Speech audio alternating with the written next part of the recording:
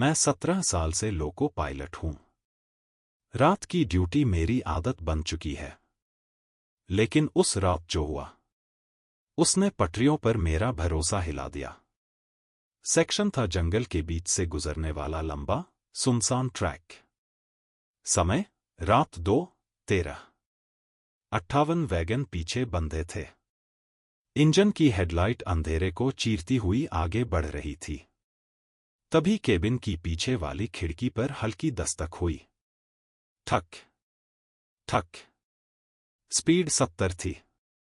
हवा का दबाव समझकर नजरअंदाज किया। फिर आवाज आई, इस बार जैसे किसी ने धातु पर नाखून घिसे हों। मैंने असिस्टेंट की तरफ देखा। उसने कुछ नहीं सुना था।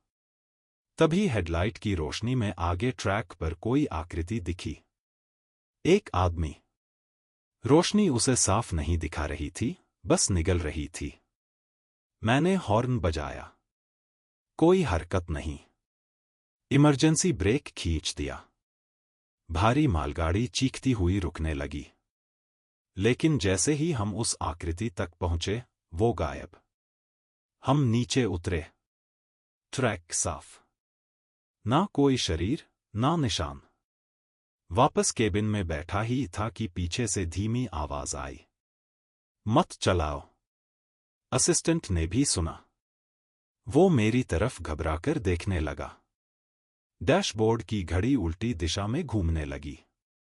2:19, 2:18, 2:17।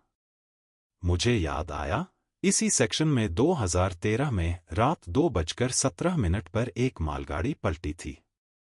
2 लोको पायलट मरे थे। घड़ी 2:17 पर रुक गई। इंजन बंद। पूरा अंधेरा। कंट्रोल पैनल के शीशे में मैंने उसे देखा। रेलवे यूनिफॉर्म में एक आदमी। लेकिन उसकी आंखें। खाली काले गड्ढे। वो मेरे पीछे खड़ा था। उसने ब्रेक वाल्व पर हाथ रखा और फुसफुसाया। हमने भी रोका था। किसी ने सुना नहीं। अचानक केबिन में जलने की गंध भर गई। बाहर वैगनों से मुड़ती धातु की आवाजें आने लगीं, जैसे ट्रेन पटरी से उतर रही हो, जबकि हम स्थिर खड़े थे। असिस्टेंट ने मुझे झकझोरा। अगले ही पल सब सामान्य। लाइट वापस। इंजन चालू। घड़ी 2:20। हमने सफर पूरा किया। सुबह लॉग चेक किया तो सन्न रह गया। ट्रेन 2:13 पर निकली और सीधे 2:20 पर अगले ब्लॉक में दर्ज हुई। बीच के 7 मिनट का कोई रिकॉर्ड नहीं। जैसे हम उस समय मौजूद ही नहीं थे। आज भी जब उस जंगल वाले सेक्शन से गुजरता हूं, 2:17 होते ही केबिन में हल्की ठंड भर जाती है। और कभी-कभी शीशे में मेरा प्रतिबिंब अकेला नहीं होता। रेलवे का एक नियम है। ट्रेन हमेशा पटरी पर चलती है।